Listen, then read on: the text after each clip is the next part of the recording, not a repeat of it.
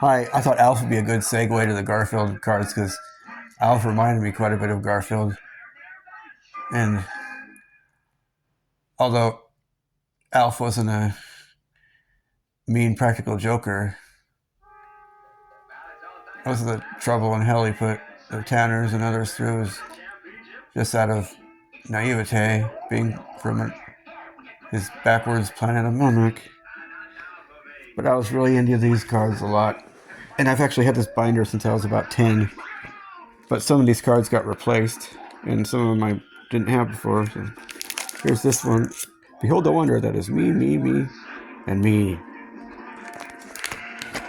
Hanging with Heavy G, too cool for words.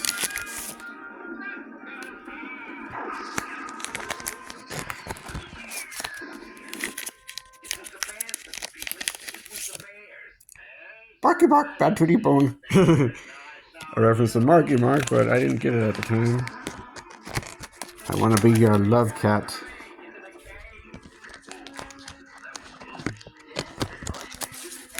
Life, liberty, and the pursuit of pasta. Okay. They call me Wyatt Burp.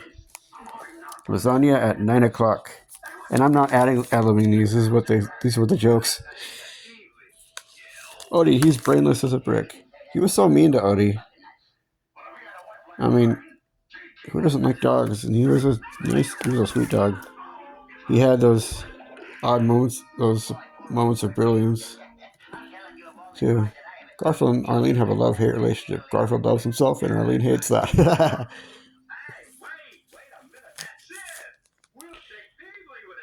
Most of these are from comics, I think, of Garfield. And Garfield's been being published since 1978. But his look evolved. This look right here, I'm thinking came about in the late 80s. It seems like he's looked the same ever since.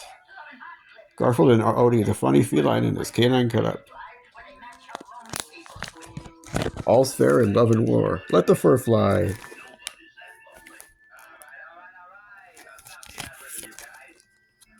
Odie drools so much his flea should have flood insurance. Here comes that dumb ball, followed by that dumbbell. I thought that was kind of a pretty one. I mean, I remember I had that Here Comes That Dumb Ball, and I wondered what dumbbell was. I didn't know it was a continuation. For once, Garfield rips Odie the right way. Garfield was a lot of adult humor. I don't even get some of these. Love me, love my mess. This is the one I seemed to wait for a long time when I collected them. Seasoning. It was called Seasoning. It says, seasoning is a matter of taste.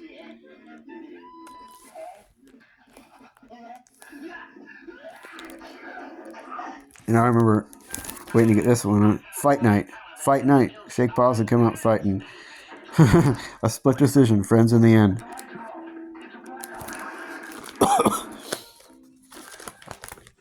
I'm a flower frolicking fool. Bored silly, and that's no joke. You know what? I don't have to read. I'm not going to read all of these to you. I'm just going to show them, and you can trust that the jokes are funny. I'll read ones that I think are particularly good. I'm looking for the man who shot my paw. Back then I didn't even get that one.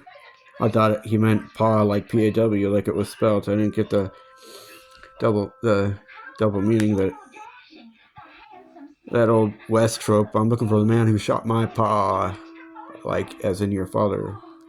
Shoutin' Trout, number 38. This looks like a Dr. Seuss illustration. All aboard the Dinner Express, 39. Boy, that would be scary if Garfield was a sheriff in the Old West.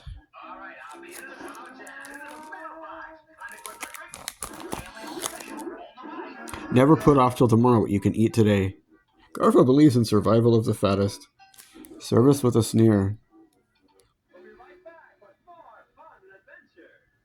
Good morning is a contradiction in terms. Farm fun, I'm so good at being bad. Friends may come and go, but a teddy is forever.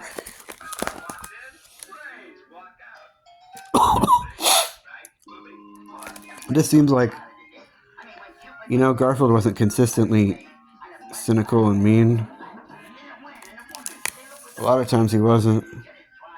There he just seems to be friends with the mice. See? Good friends are like umbrellas on life's rainy days. This is one I never found collecting them. When I bought the set, I found it.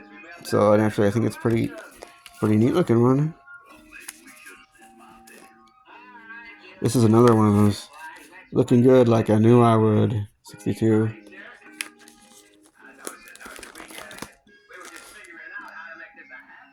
Sisk, Droll, and Ebert review the movies. All dogs go to the pound. Even when I was 10 years old, I got that joke.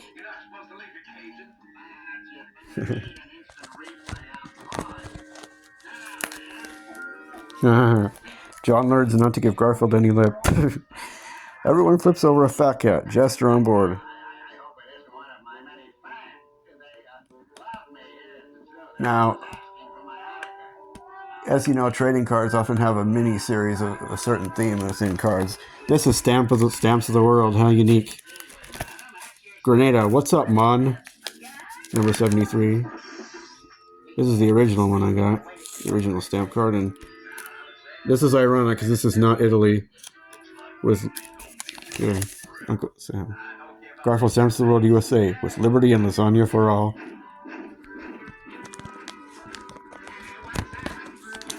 And China. Although on the checklist it says Korea. See? 75.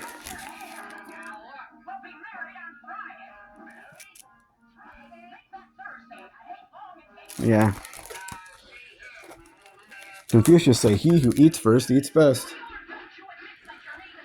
Now in the 90s we weren't as PC as we are today. Some of these might not pass muster. Let's look at this one. Mexico. Garfield Stamps of the World, Mexico. Mucho burrito. This one always interested me when I finally found it when I was older. Tuva, Land of the Happy Camper. That's an interesting choice because that's a kind of a little known area in Russia. In France, Viva la Cat. I think this is the stamps, most of them are, well, you could say they're all pretty neat looking. Hong Kong, Year of the Cat.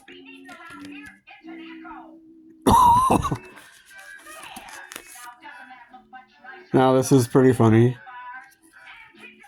Garfield Stamps of the World, Nicaragua. Buenos nachos. Good nachos.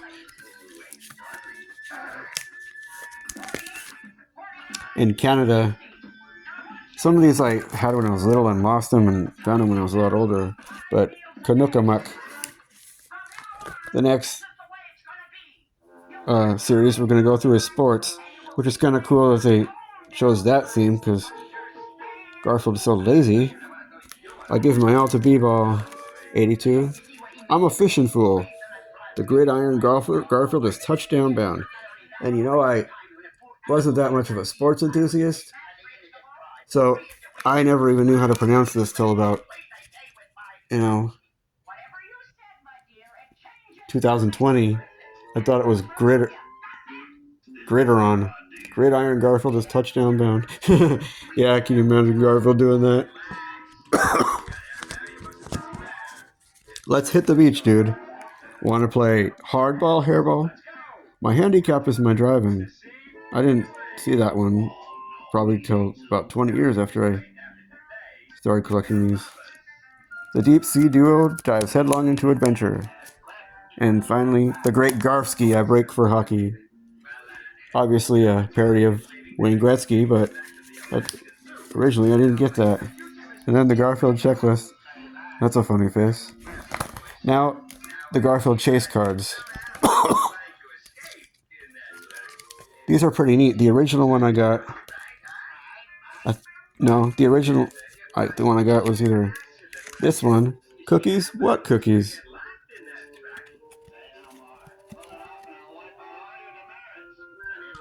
Or it was number 7, Up, Up, and Away, the gang at play.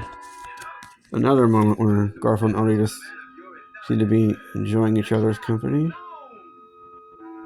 That does happen. Garfield wasn't consistently mean.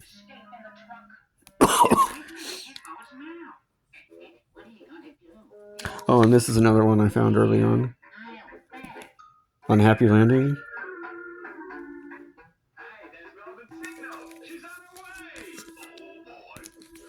And this one I found when I was about 10 too, but I lost it, sadly.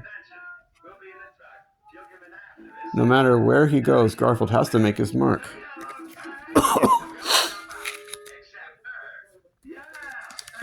I want to be your love cat. Nope, it says, love you, babe. Is that supposed to be Elvis? Cool, huh? Hello, E.T. Garfield's friends have the right stuff. Huh. Stuffed animals. Pretty, look at it. It's like a rainbow.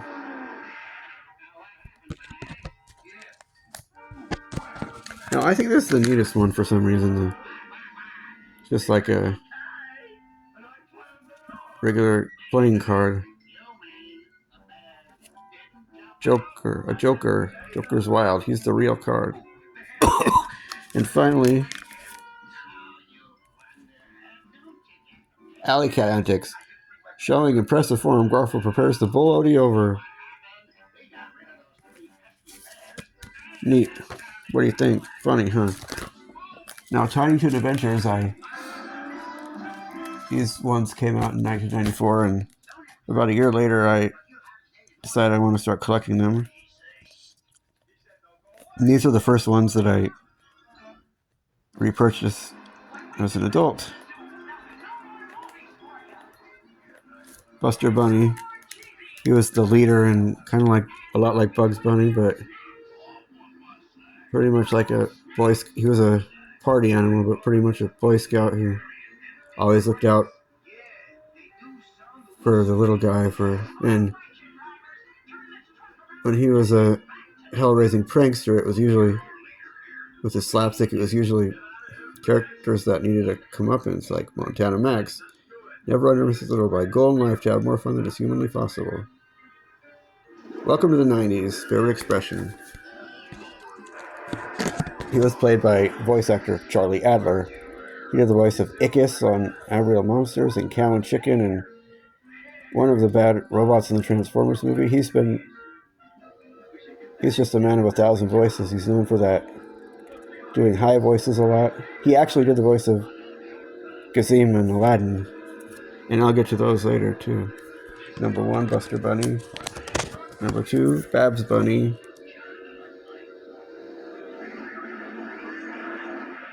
Kind of a funny improv one. And kind of a drama queen.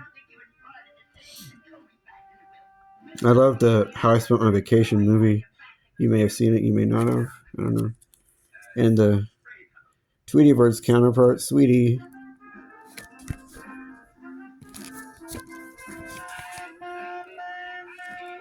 Oh, let's see what Babs Bunny says. Favorite quote, expression, get a life. Motto, the show must go on.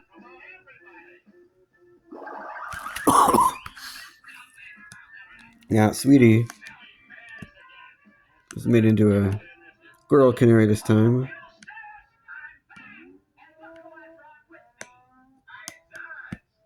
Kind of a cute bird there, huh? And Montana Max, who I'm convinced Elon Musk is Montana Max grown up. Just look at this. Goal in life to bring Donald Trump to his knees. Although Elon Musk likes Donald Trump, he probably wants to bring him to his knees. Enjoys cheating in all forms of competition. Favorite expression, call my lawyer. Worst enemy, Buster Bunny. Interest, foreclosures, corporate raiding, and rabbit stomping. Shirley the Loon, the clairvoyant new age. She's got to be one of the funniest of the show. I don't know her Looney Tunes counterpart, but there's Fifi, which, of course, her counterpart was Pepe Le Pew. And Dizzy Devil, Tasmanian Devil, Furball, Sylvester, and Elmira was Elmer Fudd, but a young girl. Kind of a creepy one. I love the cute fuzzy wuzzy hippie hops. Do a good deed every day, but her heart's really in the right place. In Hampton, he was definitely the straight man. Of course, based off Porky Pig, and Plucky Duck, based off of Daffy Duck. I actually have a Plucky Duck plush. I used to have a Buster Bunny plush when I was little, and really liked it. And when I was older, I always wanted to find it again. Bookworm, go go do do. Little Beeper, more colorful looking Roadrunner, and what's his name? Calamity Coyote. And Concord Condor, kind of the chill hippie bird, and Sneezer, which was a downsized version of Sniffles. And that's all the character cards. There was only 60 in this set, and a lot of them were stand-up cards. You got one in every pack, so there's not that many in this set. There's like only 47 actual cards if you don't include the chase cards and those stand-ups and the checklist. And there's 3 checklists. This is from an episode called Animaniacs, which I predated the cartoon series Animaniacs. Each episode has several cards. Here's one called Hollywood Plucky, where he tries to have his movie script published, and here you see the Star Trek characters. It's from right to left: William Shatner, Captain Kirk, Bones, Leonard McCoy, DeForest Kelly, and of course Spock, played by Leonard Nimoy. This wasn't a kid's. I mean, it was for kids, but it was also for grown-ups. There was a lot of satire and pop culture references, like making fun of Dan Quayle and Tom Cruise, and of course Steven Spielberg.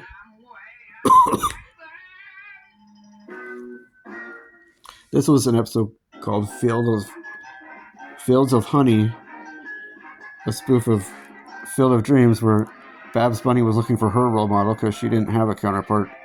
In actuality, Buster and Babs were counterparts of Bugs Bunny. They just wanted to add a female version of Bugs Bunny. And here's Wheel of Comedy. Buster Bunny looks kind of creepy there. Number 36.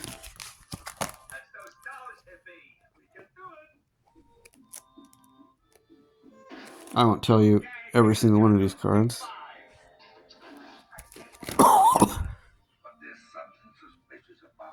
Checklist, checklist, checklist. And there's the chase cards. Well, there was 3 of them, and these might not have been as neat as other ones. Some people said they didn't even look like chase cards, but I think they're all neat. Anyway, I think they're neat ones. This one was Sweetie Bird. Has some tidbits. You don't need to hear them. I don't have that much time.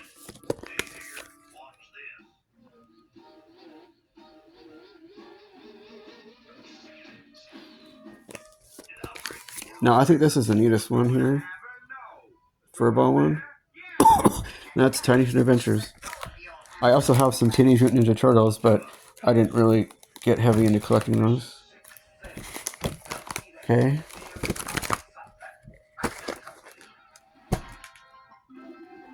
Well, what else is there to show you? Oh, yeah.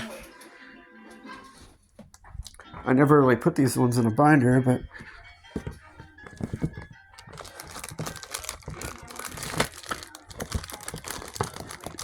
these are one of the original cards I collected, Aladdin. But back then I didn't have a checklist, and I didn't keep track of which ones I had and didn't have and which ones I was looking for. But it's, again, a 90 card set, and there's some chase cards. I have one of them I'll show you at the end. Aladdin. Neat looking, huh? And here the character cards come before the story cards, which I thought was kind of cool. But as you'll see, there's no descriptions of the characters.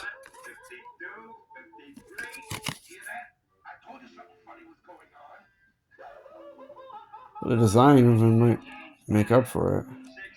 Jasmine. Aladdin was played by Scott Weiner, who played, you might remember Steve from Full House. Jasmine. One of the few princesses to wear pants.